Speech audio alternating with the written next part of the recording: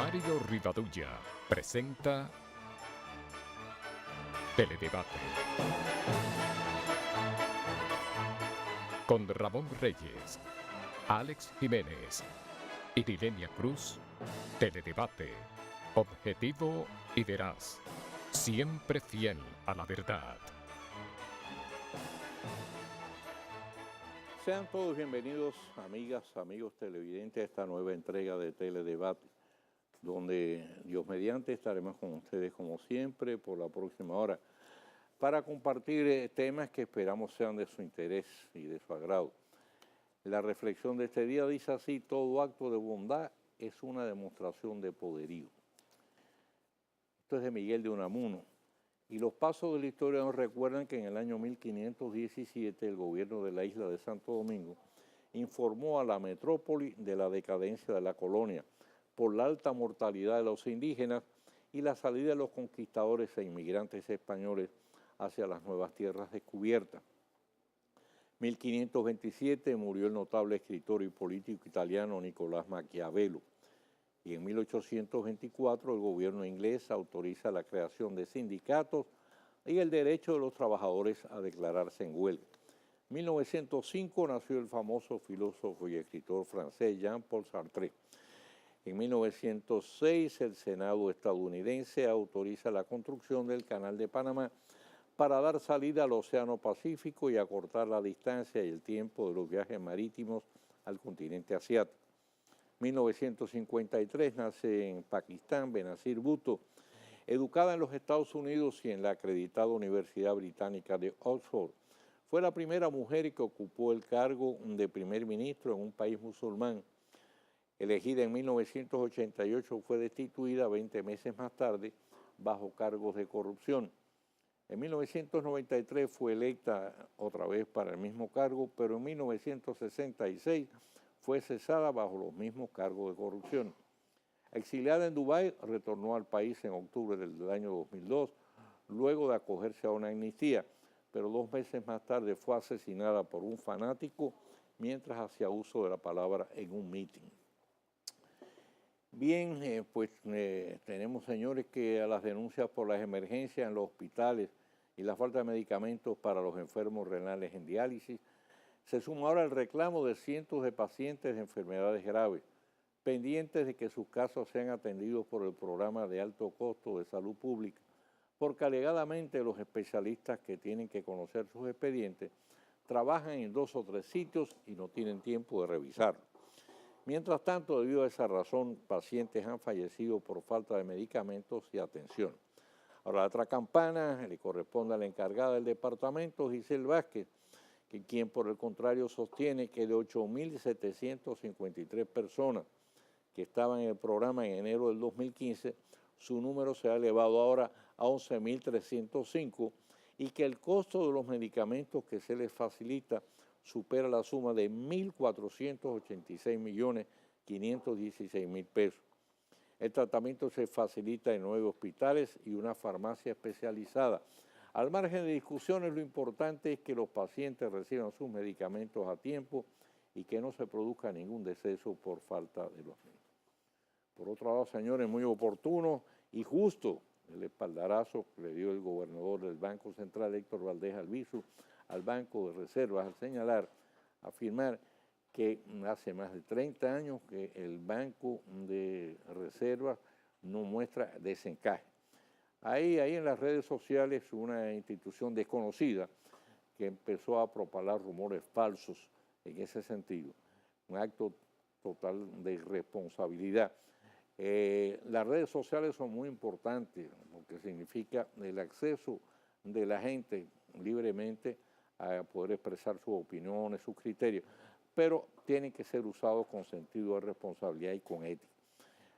Hay que advertir a esas personas o esas instituciones que de manera malévola, sin prueba de ninguna naturaleza, empiezan a esparcir rumores falsos o campañas difamatorias que afecten la estabilidad del sistema financiero, corren el riesgo de ser penalizados hasta con 10 años de prisión. Y se lo merecen. Increíble, por otra parte, que el jefe de policía haya admitido que no sabe la ubicación de 2.400 agentes del cuerpo, una cosa extremadamente grave. Pero quizás no sea necesario buscar una bola de cristal para ubicarlo. A lo mejor, señor jefe de la policía, basta con retenerle los cheques, de seguro que así van a aparecer. Y por otro lado, otra más del jefe policial, que habló a calzón quitado durante su participación en el almuerzo semanal del grupo de comunicación Corripio, cuando dijo que había descubierto filtraciones por 1.000 millones de pesos en combustibles y otros conceptos.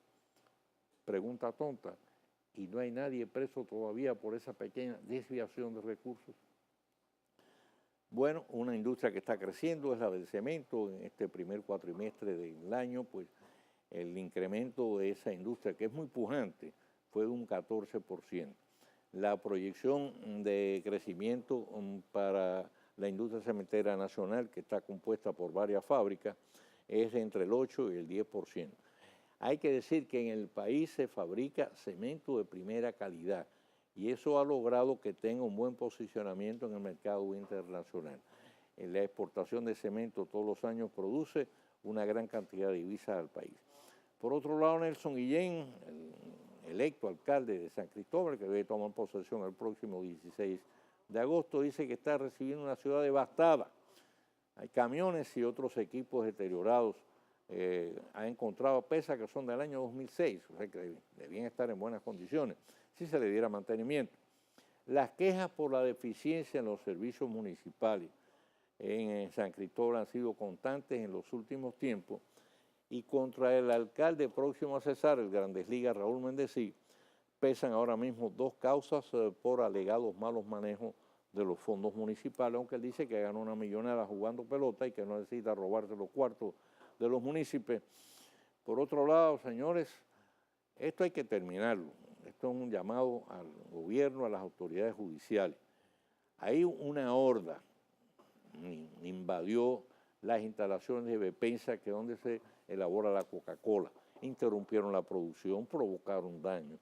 Hay que erradicar de una vez y por todas esa práctica de estar asaltando empresas con grupos de vándalos que más semejan fascinerosos delincuentes que auxiliares de la justicia. Eso hace un daño terrible a la seguridad jurídica. Además, es una cosa totalmente injusta, ¿eh?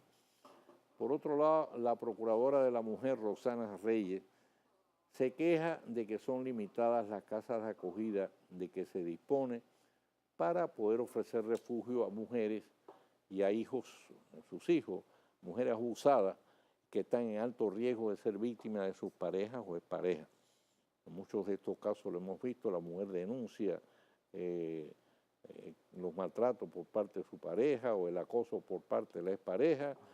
Después, bueno, establecen quizás una medida que tiene que no se aproxima a más de 100 metros de la denunciante. ¿Y quién vigila eso?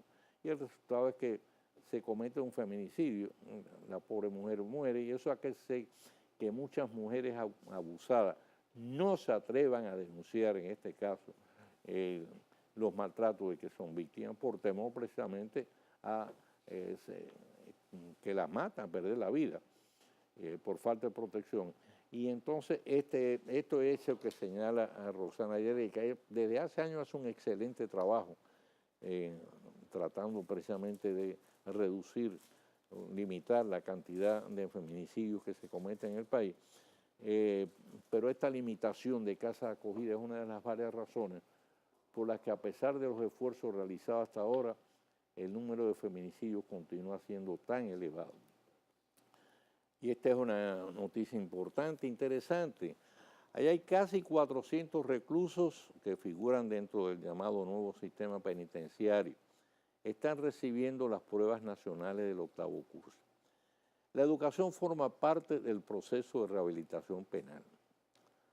Ahora bien, estas son preguntas que ojalá pues nos den la respuesta, porque realmente, por lo menos nosotros las ignoramos. ¿Cómo se entra en el sistema? ¿Se exige un tiempo de prueba previo para merecer el ingreso? Simplemente el recluso dice, no, yo quiero ingresar en el sistema. ¿Se hacen evaluaciones psicológicas antes, durante y al finalizar el proceso de rehabilitación? ¿Se está dando seguimiento a los reclusos que son puestos en libertad? ¿Se les ayuda a reinsertarse, a conseguir trabajo? se evalúa luego su comportamiento en libertad, porque mire, si un recluso sale, ya una persona marcada, entonces, ¿qué pasa? Si de alguna forma no se logra reubicarlo, es decir, conseguir un trabajo que pueda él subsistir de manera decente, bueno, ¿qué remedio? No le queda otra alternativa que volver a hacer lo mismo que ir, volver otra vez a delinquir. Entonces, es importante en este caso no solo rehabilitar al recluso, sino después de eso lograr que pueda reinsertarse en la sociedad, después que en definitiva, bueno, ha pagado por su delito, ha pagado el precio de su delito, bueno, se supone que, y si está rehabilitado, se supone que es una persona que puede convivir sin ningún tipo de riesgo para la sociedad. Por otro lado, otras 20 familias fueron llevados al proyecto este de la nueva barquita. Señores, ese es un proyecto totalmente revolucionario. Todas esas familias están mostrando satisfacción por el cambio en su vida. Ahora es importante señalar esto.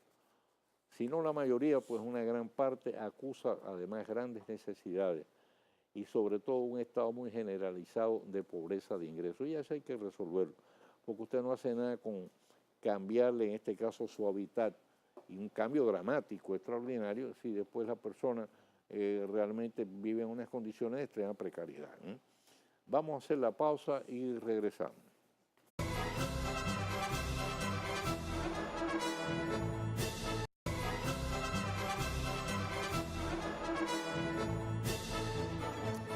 Antes de entrar en otro tema, yo quiero dar lectura a esta carta que recibimos conjuntamente con una obra muy especial que más adelante vamos a identificar.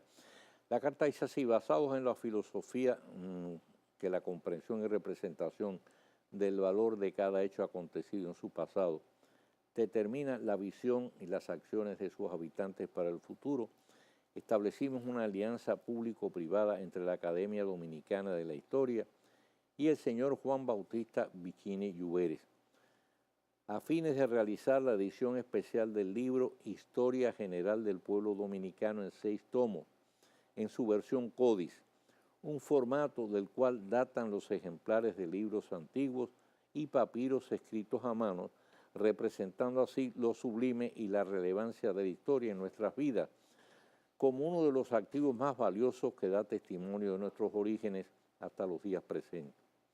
La historia general del pueblo dominicano tiene una primera edición, de la cual actualmente circula el tomo primero desde mayo de 2013 y el tomo quinto desde junio del 2014, publicada por la Academia Dominicana de la Historia.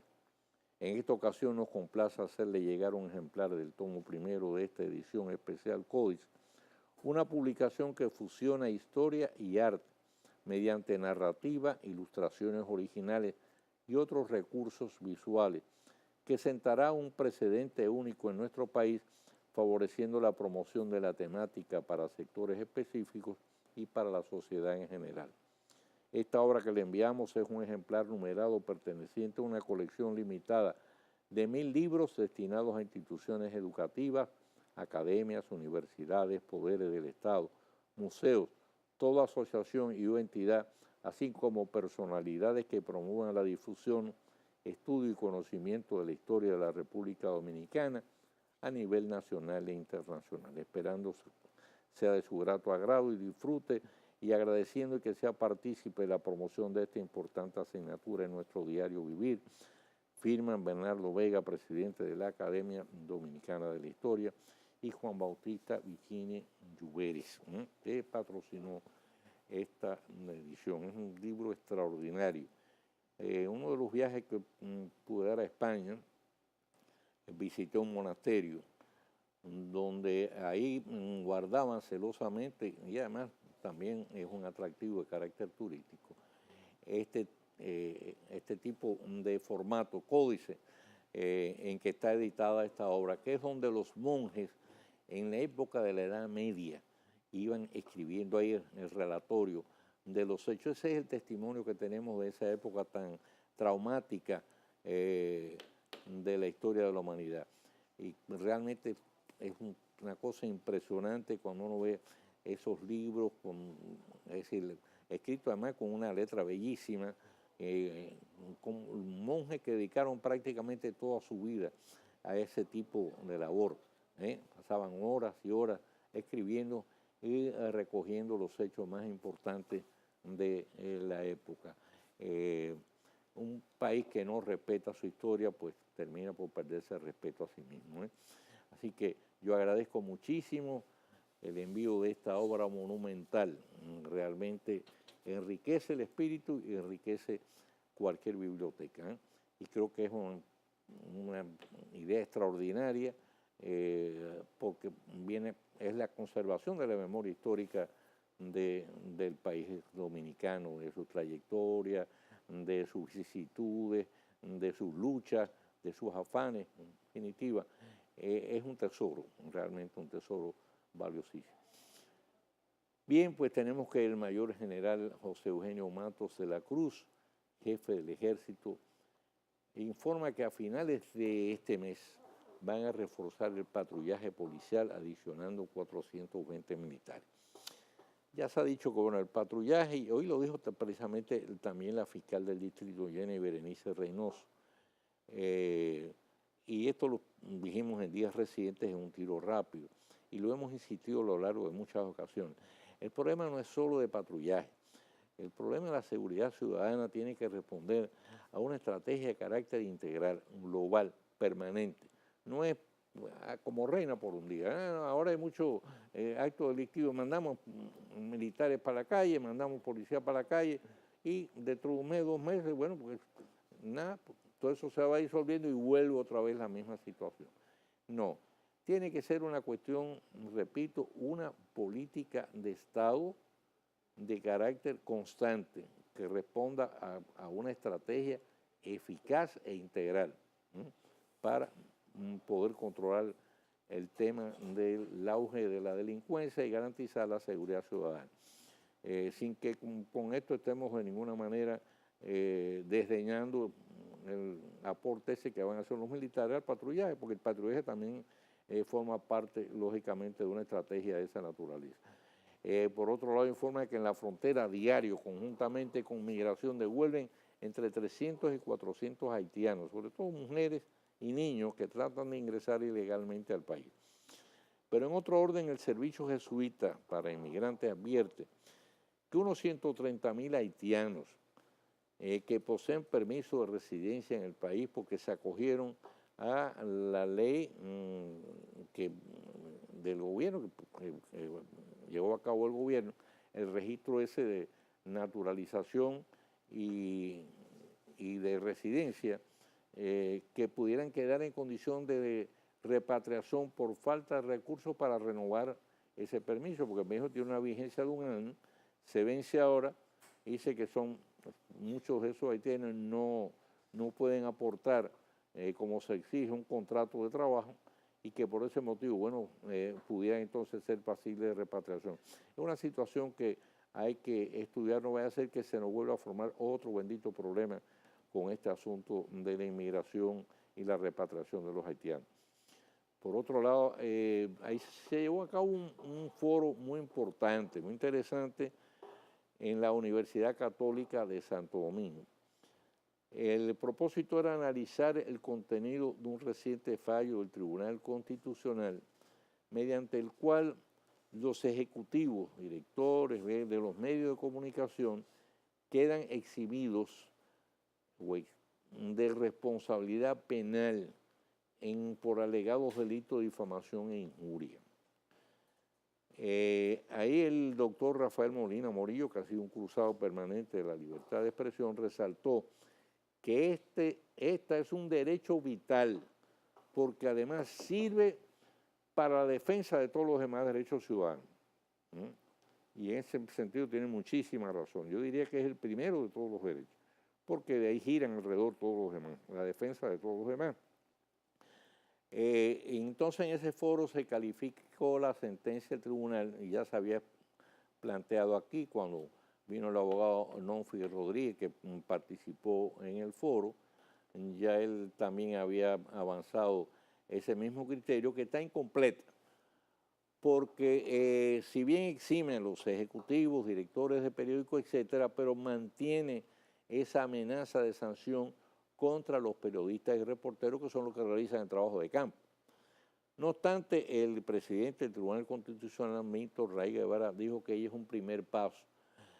Y él entonces está instando al Congreso para que apruebe una ley de prensa, ¿no?, al tiempo de exhortar a los medios de comunicación para que hagan un uso responsable de la libertad de prensa, respetando la privacidad y el honor de las personas, sin dar cabida ni divulgar denuncias sin fundamento. En tanto, Miguel Franjul, el director del Listín, que también participó como ponente en ese foro, plantea la conveniencia de ajustarse a un código ético y en eso estamos totalmente de acuerdo. La libertad de expresión no que es libertinaje.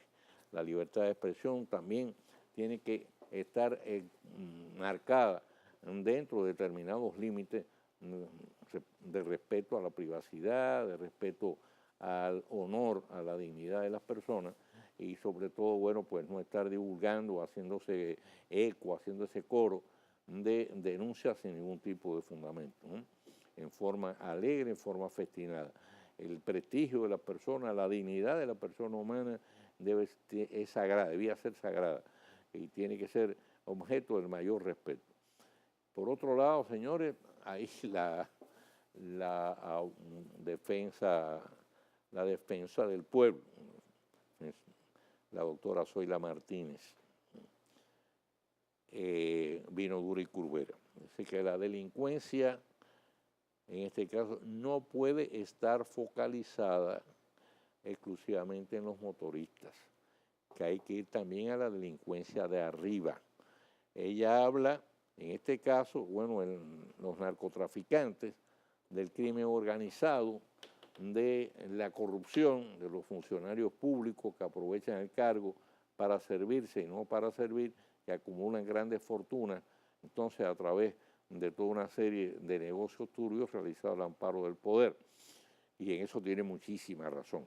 Pero por otro lado, señora, arremete contra algunos dueños de restaurantes que dice, y tiene también razón, que se apropian de las propinas que los parroquianos dejan a los camareros, calificándolo justamente como un delito de robo. Y eso es verdad. Yo he visto casos, por ejemplo, que el camarero discretamente dice, mire, si me deja propina, déjemela en efectivo, porque si la pone en la tarjeta de crédito no la veo más nunca. Y eso repetimos, la propina es para el camarero, la propina es para el personal, para el empleado, no es para el dueño. Sin duda, doña Zoila es una mujer sin pelos en la lengua cuando quiere proclamar su verdad, y eso es importante. A veces dice cosas que molestan a alguna gente, pero es que hace falta molestar también gente que son, se hacen en este caso pasibles de que lo molesten por las inconductas de que son personeros. Y bueno, los amigos del ajeno que pretenden vivir siempre el trabajo y el esfuerzo de los demás, no se dan punto a reposo al momento de inventarse nuevas formas de saquear los bolsillos ajenos. Ahora el atractivo negocio ilícito de la clonación de tarjetas de crédito se ha inventado una nueva fórmula. Es que es un pequeño dispositivo, ese tipo Viper. Ya los Viper, antes era el Viper era un medio de comunicación que se usaba anteriormente antes que apareciera todo esto de los celulares. Bueno, pues este tipo Viper igual era un dispositivo que uno se pone ahí cuando recibían un mensaje ahí, y entonces uno tenía que coger un teléfono y llamar a la persona que lo estaba llamando. Bueno, pues dice que opera en complicidad con algunos empleados de gasolineras y restaurantes que reciben miles de pesos por cada tarjeta clonada. Entonces se está recomendando a los tarjetavientes que tengan mucho ojo con el uso que dan a las tarjetas y sobre todo los lugares donde las utilizan. O sea, que vayan a lugares de desconfianza, que no se pongan a inventar. Hacemos la pausa y regresamos.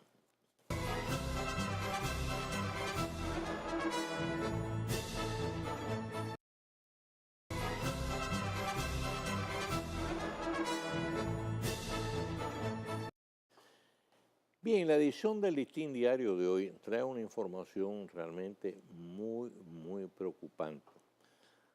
Ahí figura el informe, el reporte de una firma especializada en problemas de armas de fuego a nivel internacional. Y entonces habla de la cantidad de armas de fuego que existe en el país con licencia. Dice que hay casi 900 armas, además de guerra, que están en poder de civiles. No sabe por qué, porque las licencias no se pueden otorgar para armas de guerra, que yo sepa. Y dice que hay más de 300.000 ilegales. Hay que suponer que las armas esas ilegales de quienes están en el poder es precisamente de los delincuentes. Eso no sacan licencia de armas como es natural. Entonces se ha creado toda una controversia ahora en torno a la ley aprobada por la Cámara, está ahora en el Senado, que es de la autoría del diputado reformista Ito Bisonó, donde establece una serie de normas muy estrictas para otorgar las licencias de armas, muchas limitaciones, entonces aumenta de manera muy significativa las penas, en este caso sobre todo para los que porten armas ilegales, es decir, sin licencia.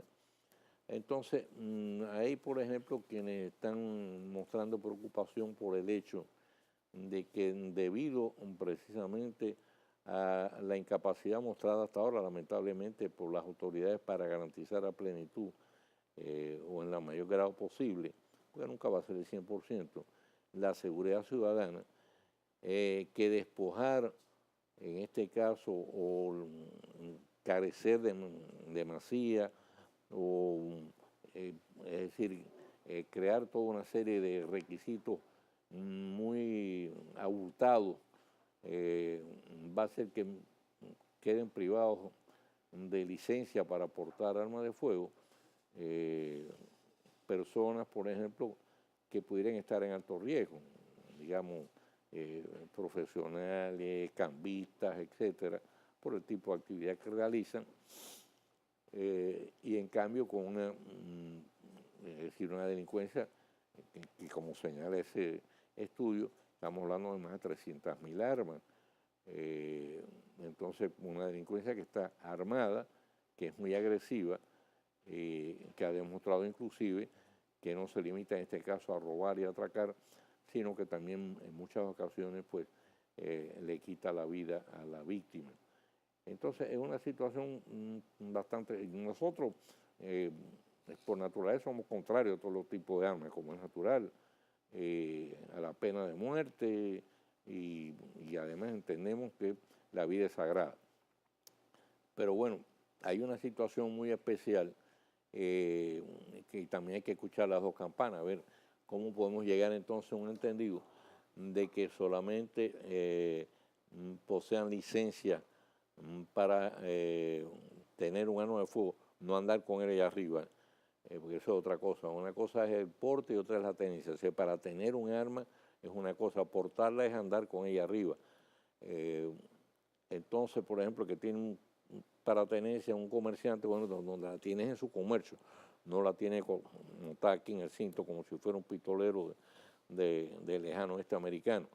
Entonces hay que ver también esa situación, a ver cómo se busca un equilibrio, de tal manera que tengan licencia de armas para tenencia, no para porte, para tenencia, exclusivamente un grupo muy limitado de personas que por el tipo de actividad que desarrollan, bueno, están en alto riesgo de ser víctimas a lo mejor de cualquier tipo de agresión y necesitan tener también mecanismos de defensa. Aunque fundamentalmente garantizar la seguridad de los ciudadanos tiene que ser una responsabilidad del Estado y de los cuerpos de policiales y de inteligencia. Hacemos la pausa y regresamos.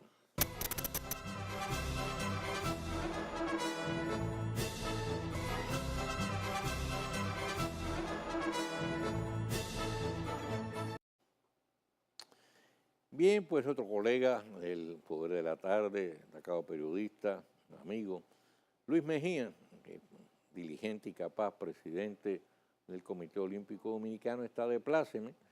No está celebrando el cumpleaños, pero como si lo fuera, debido a la inauguración del albergue olímpico, que estuvo encabezado por el presidente Danilo Medina. Es una obra largamente anhelada que representó una inversión de 133 millones de pesos. Los atletas también están de risita. El albergue cuenta con 44 camas para damas, 42 para varones, con todas las facilidades de cocina, comedor, gimnasio y otras facilidades. Pero ayer mismo también el mandatario dejó en funcionamiento el Club Polideportivo Dr. Rafael Varías en la barriada de Villa Consuelo, una obra que tuvo un costo de 50 millones de pesos. Son dos grandes aportes, en este caso, al desarrollo del deporte en la República Dominicana. Por otro lado, hay una acción vandálica insólita. Estas cosas hay que ponerle coto. Hay una turba ahí que forzó la entrada en la emergencia del Hospital Infantil Dr. Arturo Grullón en Santiago. Ahí quisieron entrar junto a familiares de varios niños que resultaron afectados por gases lacrimógenos lanzados por la policía durante una protesta. Bueno, el resultado fue que provocaron daños, dejaron eso, que un desastre, daños que según la directora del hospital ascienden a más de 100.000 pesos. Por suerte, ningún integrante del personal asistencial resultó lesionado, aunque en otras ocasiones ustedes saben que ha habido agresiones contra médicos y enfermeras. Hay que poner fin a este tipo de acciones vandálicas e inciviles, porque un día va a ocurrir una desgracia irreparable. Y ya después, señores, no vale comprar candado después que ocurra una desgracia de esta naturaleza. Por otro lado, autoridades del ayuntamiento dicen que en 7 ocasiones han retirado a los vendedores ambulantes que arrabalizan la estación del metro Mamá Tingú. Miren, si hay ese nivel de reincidencia, esto es una burla a la autoridad. Entonces las acciones tienen que ser más enérgicas para imponer el orden. Porque los que usan el metro, el cuento siempre, yo soy un padre de familia. Bueno, pues los que usan el metro son también padres de familia. Y el dinero que se invirtió en ese medio de transporte, que tenemos que cuidar celosamente, ese salió de los bolsillos de ciudadanos que también son padres de familia. Vamos a estar claros. Entonces, vamos a recordar la máxima aquella de Benito Juárez, el respeto al derecho ajeno es la paz. Esto no es problema de sálvese que puede, yo voy a salir a resolver lo mío y a Dios que reparta suerte. Así no puede ser. No somos un país salvaje. Por otro lado, ahí sale una información que dice, bueno, ¿por qué se gastaron 400 millones de pesos en construir el Palacio de Convenciones y el Tribunal Constitucional todavía está sesionando en unos furgones? Bueno, que el hecho de que el Tribunal Constitucional esté funcionando en unos furgones, claro que me parece muy mal, pero esa comparación no procede. Una cosa no tiene nada que ver con la otra. El Palacio ese de Convenciones no es una chulería. Ese Palacio de Convenciones tiene una finalidad muy importante, porque la ciudad de Santo Domingo se está convirtiendo cada vez más en sede de toda una serie de convenciones internacionales.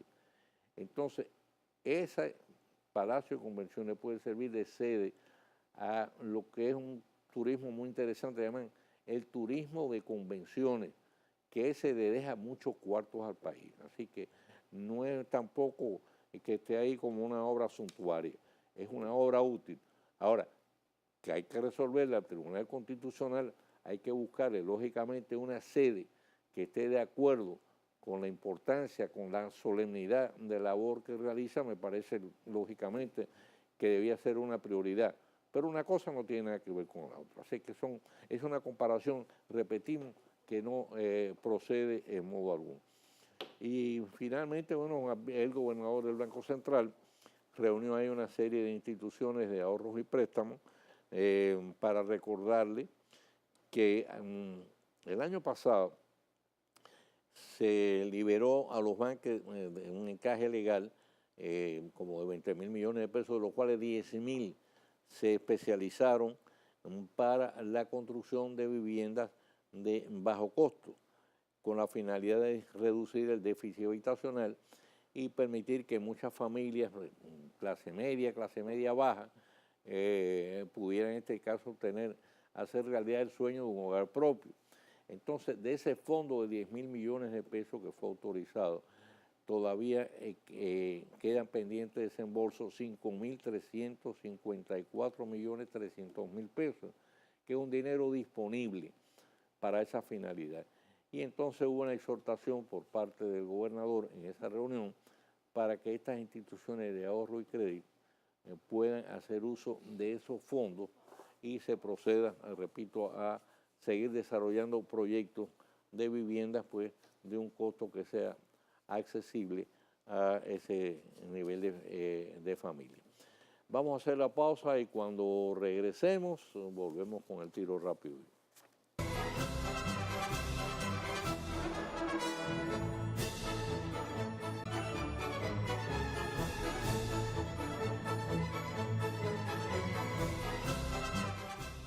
Ahora que sobre el tapete figura la denuncia hecha en días pasados por el Procurador General de la República, aunque sin aportar nombres específicos, de autoridades municipales salientes que están aprovechando el extenso periodo de transición para cometer todo género de pillerías, así como el incremento de las acciones delictivas que mantienen en riesgo y zozobra la paz ciudadana, viene muy a punto el editorial de la prestigiosa revista católica Camino, que se edita semanalmente en la ciudad de Santiago y a la cual le cedemos el espacio de nuestro tiro rápido.